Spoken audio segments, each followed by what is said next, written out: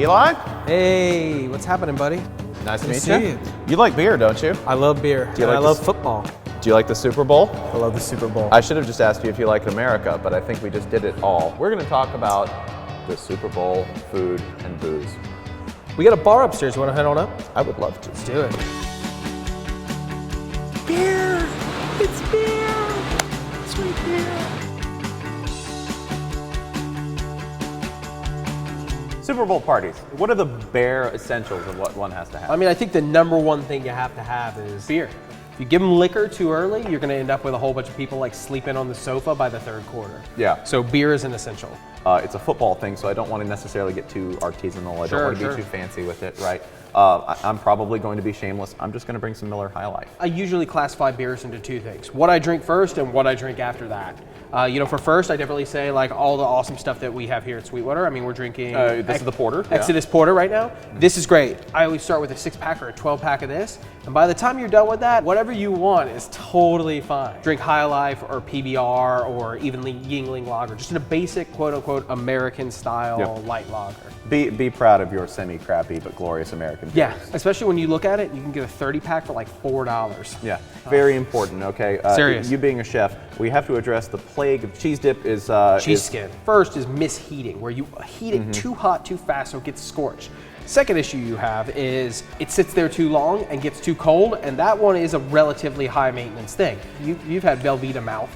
Yeah, like the cheese is coating your mouth the whole time, can't get rid of it. Believe it or not, I have had Velveeta mouth even though I don't like cheese. Yeah. It's a very long story and it involves money and a bet.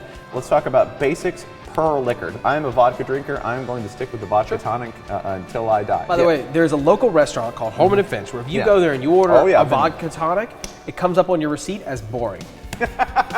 Just so you know. I would prefer the term fundamental. You might not like my offense, but it scores points and controls the clock. All right, Belichick. First of all, there's a great cocktail that I always like. It's called a Moscow Mule, which is a great cocktail. It's one that makes you feel like you're drinking something classy, but you're really drinking something basic. Yeah. Which is vodka, lime, and ginger ale. You're kind of slowing yourself down a little bit. You're kind of getting a little more satiated, and you're not just pounding them. Like a vodka tonic for me, I don't know about you, but like those things can go down like water in the right environment. Oh, yeah. Especially if you happen to crush a bowl of cheesy poos in front of you. Or raw cauliflower. The combination is potentially fatal or fun. I can't decide which one. Yeah. Everybody gets together. They may not know football. They may not actually know how to drink, but they're going to attempt to do both at the same time. You're going to always end up with your aunt who's sitting there trying to ask, ridiculous questions like, why did they kick the ball on 4th down? Who's the handsome one? Yeah, who's that guy? That's Tom Brady. I will tell you the best thing to buy for, the amateur who's not a, a hardcore boozer, sparkling wine. I think you can find some great values in things like Prosecco and CAVA, that sort of thing, American domestic, sparkling wines. How many times have you been to a party and there's a guy drinking champagne? You're like, God, I wish I was the guy drinking champagne right now. So I think champagne does a really good job. You can get them at like $12, something like that. Yeah. And you're going to still get great quality. You don't need to go all out and out for French stuff, but you can find good stuff. Baller on a budget. Things that you should not do. I would say you don't want to bring leftovers. No? Bring something that's like, you're kind of hiding it. You change the container, but you're like, that's a leftover. Don't bring the stuff to make something. Yeah. You're like, oh, I'm going to start banging this out in the kitchen. I'm going to make potato salad. You show up with like a bag of potatoes and a thing of mayonnaise. Bigger party foul, don't be the guy who takes the thing you brought back with you.